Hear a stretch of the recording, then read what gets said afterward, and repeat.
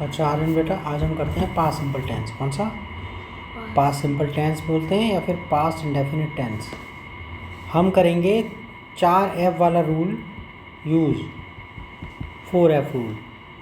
ये दिखाई नहीं दे रहा ऐसे। 4F rule. पहला है फंक्शंस, टेंस के फंक्शंस कि वो किस किस काम में यूज़ होता है, कब कब यूज़ होता है, क्यों यूज़ करते हैं।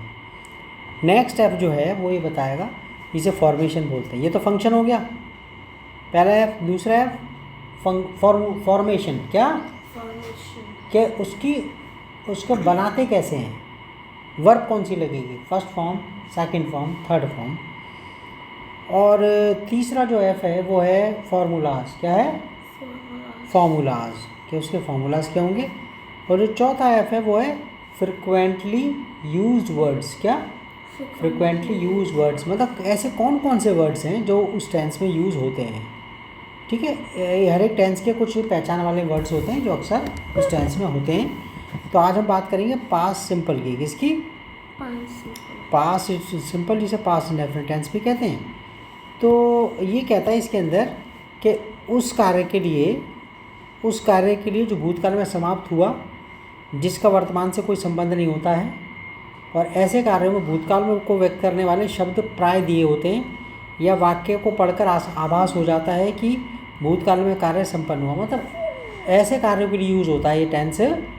ऐसे कार्यों के लिए जो टाइम बीत गया, मेरे कल लगी थी, मेरे चोट कल लगी थी, तो कल तो बीत गया, इसलिए पास्ट सिंपल है। ठीक है, पास्ट में उसका प्रेजेंट सिंपल, लेकिन मेरे चोट लगी है, मेरे चोट लगी है प्रेजेंट परफेक्ट टेंस हो गया। ये पास से उसके प्रेजेंट में आ गया। मेरे चोट लगी यानी कि कब लगी मैंने टाइम भी नहीं बताया, और चोट लगी है, ठीक है, ये प्रेजेंट परफेक्ट टेंस होगा। जैसे मैंने कहा ना, मेरे चोट लगी है, मेरे चोट लग गई है, वो प्रेजेंट परफेक्ट टेंस है। लेकिन मेरे कल चोट लगी थी, टाइम बता दिया। क्या बता दिया? उसका प्रेजेंट से रिलेशन नहीं है, प्रेजेंट से रिलेशन है नहीं है, और वो टाइम बीत गया। मेरे कल चोट लगी थी, मैंने 3 बजे खाना खाया था, 3 बजे का टाइम निकल गया, 3 बजे का टाइम निकल गया। तो पास्ट सिंपल, जिसे पास्ट इंडेफिनिट भी बोलते हैं, कैसे कामों के लिए होता है? उन कार्यों के लिए जो भूतकाल में समाप्त हुए, जिसका वर्तमान से संबंध नहीं होता, क्योंकि वो पास्ट, वो टाइम चला गया, वो टाइम चला गया, और आप उसको प्रेजेंट से कनेक्ट करके भी नहीं देख रहे हो। ऐसे कार्यों में भूतकाल को व्यक्त करने वाले शब्द भी दे रखे होते हैं, जैसे येस्टरडे, कल, मेरे तो कल लगी थी, 3 बजे लगी, मैं वहाँ परसों गया था, मैं वहाँ परसों गया था, 2 दिन पहले मौसी आई थी। ठीक है, ये सारे पास्ट सिंपल हैं। क्या ये? Past simple. और अगर नहीं भी दे रखा होता तो वाक्य को पढ़ के आभास हो जाता है कि भूतकाल में कार्य संपन्न हुआ। भाई ये शर्ट मैंने तब खरीदी थी जब मैं बम्बई गया था, मैंने ये शर्ट तब खरीदी थी जब मैं बम्बई गया था। जो बम्बई गया था मैं पास्ट में गया था, तब मैंने शर्ट खरीदी थी, ये पास्ट सिंपल हो गया। टाइम नहीं दे रखा, लेकिन आपने उसको कनेक्शन दे दिया कि जब मैं बम्बई गया था, जब मैं बॉम्बे गया था। ठीक है, ये कोट मैंने तब लिया था जब मेरे मामा की शादी हुई थी, मेरे मामा की शादी पर। तो आपने उसको मामा की शादी से कनेक्ट कर दिया, जो कि टाइम जो है वो उस टाइम का बीत गया, 5 साल, 10 साल, 2 साल, 1 साल, 6 महीने, वो पास्ट हो गया। तो ऐसे वाक्यों को, ठीक है, अब करते करते वो समझ में भी आ जाएगा। जैसे मैं कल चांदनी चौक गया था कॉपियाँ लेने, मैं कल चांदनी चौक गया था कॉपियाँ लेने, तो कल की बात हो गई, येस्टरडे दे दिया, भूतकाल को बताने वाला। आई वेंट टू चांदनी चौक, मैं चांदनी चौक गया था, टू बाय नोटबुक्स, ठीक है ना, okay, yesterday. I went to Chandni Chowk, मैं चांदनी चौक गया था, टू बाय नोटबुक्स, नोटबुक खरीदने के लिए, येस्टरडे। अब टाइम दे दिया इसमें येस्टरडे, तो ये पास्ट सिंपल हो, ठीक है ना। यह पेन मेरी बुआ ने बॉम्बे में ख़रीदा था, अब यहाँ पर भूतकाल का नहीं डेट दे रखी, लेकिन जब बुआ बॉम्बे में ख़रीदा था, जब बॉम्बे गई होगी तभी ख़रीदा होगा ना, तो बॉम्बे तो गई होगी कभी पास्ट में, तो पास्ट सिंपल हो गया। My aunt bought this pen in Mumbai, मेरी बुआ ने ये पेन मुंबई में ख़रीदा था। My aunt bought this pen in Mumbai, मेरी आंट ने मुंबई में पेन ख़रीदा था। शाम 10 मिनट पहले चला गया था, या चला गया था, बुला शाम 10 मिनट पहले ही चला गया, ठीक है, और 10 मिनट पहले चला गया। अब यहाँ 10 मिनट पहले जो आपने कहा ना 10 मिनट्स अगो, ये पास से कनेक्टेड है। क्या है ये जो शब्द है ago. Shyam left 10 minutes ago, Shyam 10 minute पहले चला गया। भूतकाल की आदत को व्यक्त करने के लिए, क्या भूतकाल की आदत को व्यक्त करने के लिए, ठीक है, वो ये दूसरा कार्य बता रहा है। क्या बता रहा है?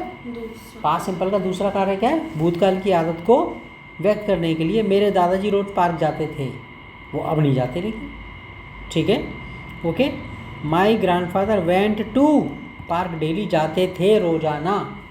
अब भूतकाल की बात होगी तो दूसरा काम क्या है? पास्ट इंडेफिनिट टेंस का दूसरा काम क्या है?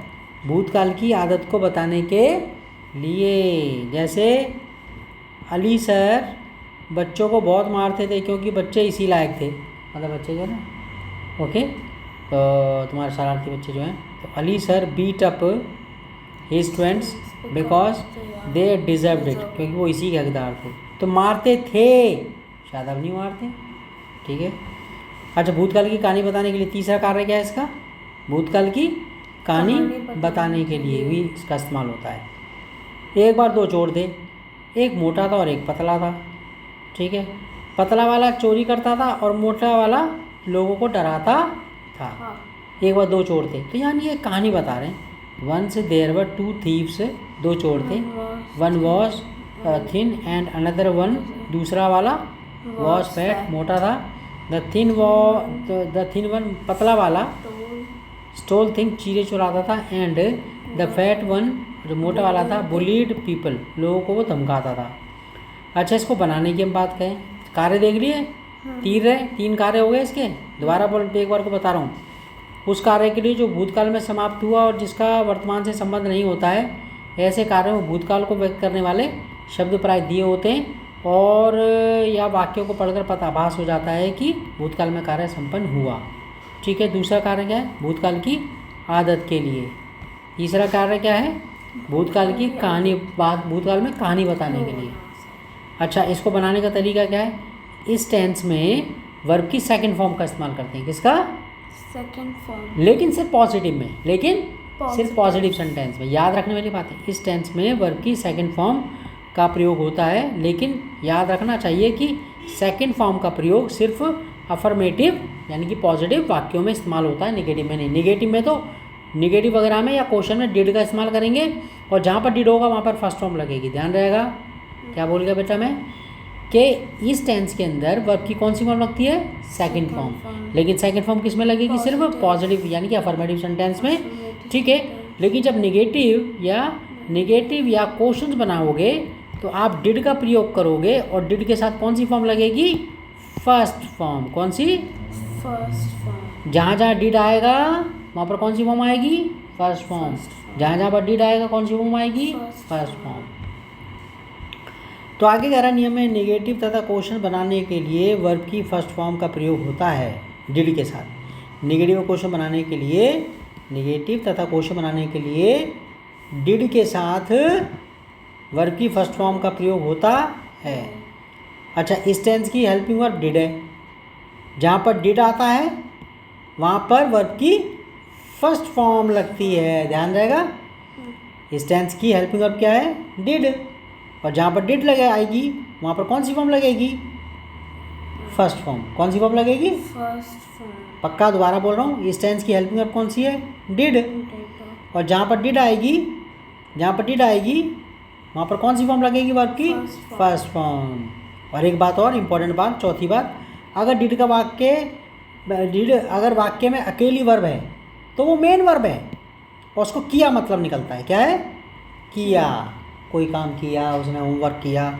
अगर डिड वाक्य में अकेली वर्ब है तो यह मेन वर्ब का काम करती है और इसका अर्थ किया था के अर्थ में होता है। जैसे एग्जाम्पल दे रखा है, I did my homework yesterday. यहाँ पर डिड जो है वो मेन वर्ब है क्योंकि डिड अकेली आ रही है। यहाँ पर डिड समझ आ गया। जहाँ डिड आएगी अकेली आएगी तो क्या होगा? Main verb. जहाँ डिड अकेली आएगी तो कौन सा होगा? वो क्या हेल्पिंग वर्ब होगी? मेन वर्ब होगी। मेन वर्ब होगी। जहाँ डिड अकेली होगी वो मेन वर्ब होगी। किया था मतलब निकलेगा। आई डिड माई होमवर्क, मैंने अपना होमवर्क किया था yesterday. I did not do my homework yesterday. यहाँ पर डिड जो है डू के साथ आई है। यहाँ पर डिड जो है वो डू के साथ आई है, तो डिड यहाँ पर हेल्पिंग वर्ब है और डू यहाँ पर मेन वर्ब है। ध्यान रहेगा, किसी और वर्ब के साथ डिड आती है तो डिड हेल्पिंग वर्ब होती है, लेकिन अगर डिड अकेली आती है तो मेन वर्ब होती है। ध्यान रहेगा। तो I did not do my homework yesterday, कल मैंने अपना होमवर्क नहीं किया था। फॉर्मूले subject plus second form of the verb affirmative के अंदर, second form of the verb. लेकिन निगेटिव लगेगा तो क्या लगाएंगे, सब्जेक्ट के बाद डिड नॉट, फिर वर्ब की फर्स्ट फॉर्म। और सिंपल क्वेश्चन जिसे यस नो क्वेश्चन भी बोलते हैं, क्या बोलते हैं, yes no questions, yes no question बोलते हैं। ठीक है, जब यस नो क्वेश्चन में क्या करेंगे, डिड को पहले रख देंगे। इसकी हिंदी क्या से शुरू होती है, क्या हिंदी क्या से, did plus subject plus first form of verb, क्या डिड प्लस सब्जेक्ट, यानी कि डिड कहाँ आएगा, सब्जेक्ट से पहले आ जाएगा। डिड कहाँ आएगा, सब्जेक्ट से पहले आएगा। ठीक है, डिड प्लस सब्जेक्ट। ध्यान रहेगा, यस नो क्वेश्चन में क्या होगा, उसमें जो हेल्पिंग वर्ब आती है, कोई सा भी टेंस क्यों ना हो, कोई सा भी टेंस क्यों ना हो, जो हेल्पिंग वर्ब होगी हमेशा सब्जेक्ट से पहले आएगी। दोबारा बोल रहा हूँ, यस नो क्वेश्चन। अब एक सवाल होता है, यस नो क्वेश्चन कौन से होते हैं, यस नो क्वेश्चन वो क्वेश्चन होते हैं जिनका जवाब हाँ या ना में दिया जाता है, और जो हिंदी में क्या से शुरू होते हैं, किससे, हिंदी में क्या से, क्या तुम गए थे वहाँ पर, क्या तुमने खाना खाया था, क्या पापा ने तुम्हें पीटा, जो क्या से शुरू होते हैं हिंदी में, किससे, क्या से शुरू होते हैं, किससे, क्या से शुरू होते हैं। ठीक है, और हेल्पिंग वर्ब कहाँ लगेगी, याद रहेगा, बोलो हेल्पिंग वर्ब कहाँ लगेगी, सब्जेक्ट से पहले, सब्जेक्ट से पहले। ठीक है, हेल्पिंग वर्ब कहाँ लगेगी, सब्जेक्ट से पहले। ठीक है, और हिंदी क्या से शुरू होगी, क्या से, क्या। ठीक है, तो did plus subject plus first form the verb. एक बात और याद रखनी है, जहाँ पर डिड लगेगा वहाँ पर फर्स्ट फॉर्म लगेगी। तो हमने ध्यान करना है कि पास्ट सिंपल के नेगेटिव सेंटेंसेस में, नेगेटिव और क्वेश्चंस में, ठीक है, कौन सी फॉर्म लगती है हमेशा, फर्स्ट फॉर्म। ध्यान रहेगा। ठीक है, पास्ट सिंपल के नेगेटिव सेंटेंसेस में और क्वेश्चंस में कौन सी फॉर्म लगती है बेटा, वर्ब की फर्स्ट फॉर्म। ठीक है, याद रहेगा वाली बात। ओके। तो ठीक है, पॉजिटिव में हमें अफर्मेटिव में फॉर्मूला पता लग गया, subject plus second form of the verb, object बात की बात है, ट्रांसिटिव वर्ब होगी तो लगेगा। अच्छा, negative subject plus did not, verb plus verb की फर्स्ट फॉर्म। अच्छा, यस नो क्वेश्चन क्या होगा, डिड शुरू में आ जाएगा सब्जेक्ट से पहले, और हिंदी कैसे शुरू हो जाएगा, फिर वर्ब की फर्स्ट फॉर्म लगेगी, वर्ब की फर्स्ट फॉर्म ऑफ वर्ब। ठीक है, ओके। और जो WH क्वेश्चंस होते हैं उन्हें WH फॉर्मूला लग जाएगी, हेल्पिंग वर्ब से भी पहले, सेम यही है, सेम यही फॉर्मूला होगा, लेकिन WH फैमिली पहले लग जाएगी, वॉट वैन वाई वगैरह, क्या what when why where how वगैरह ये भी है, ये सबसे शुरू में लग जाएंगे, हेल्पिंग वर्ब से भी पहले, हेल्पिंग वर्ब से भी, और उनकी हिंदी बीच में आएगी। ध्यान रहेगा।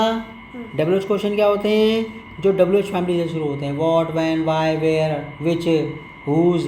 ठीक है, और वो और वॉट वैन वाई वगैरह कहाँ आते हैं बेटा, हेल्पिंग वर्ब से भी पहले। वॉट वैन वाई वगैरह कहाँ आएंगे, हेल्पिंग वर्ब से भी पहले। बाकी सब टेंसेस के अंदर फॉर्मूला वही होता है, आपने यही सारा उठा के रखना होता है, बट WH फैमिली शुरू में रखनी होती है WH क्वेश्चन में। अच्छा, इसमें पहचान वाले शब्द कौन कौन से, येस्टरडे, ठीक है, बीता हुआ कल, लास्ट नाइट, पिछली रात, लास्ट का वर्ड दे रखा, last night, last Diwali, last year, last month, last exam, last. ठीक है, ओके। पिछला, अगो मतलब होता पहले, वो भी होगा 15 मिनट्स अगो, 15 मिनट पहले, 20 मिनट पहले, 2 साल पहले, 3 साल पहले। और भूतकाल की कोई डेट दे रखी हो, भूतकाल की कोई डेट दे रखी हो। ठीक है, तो हमारे पास ये वाला टेंस अब हमने आज 13-14 मिनट में ख़त्म कर लिया। ओके, ठीक है।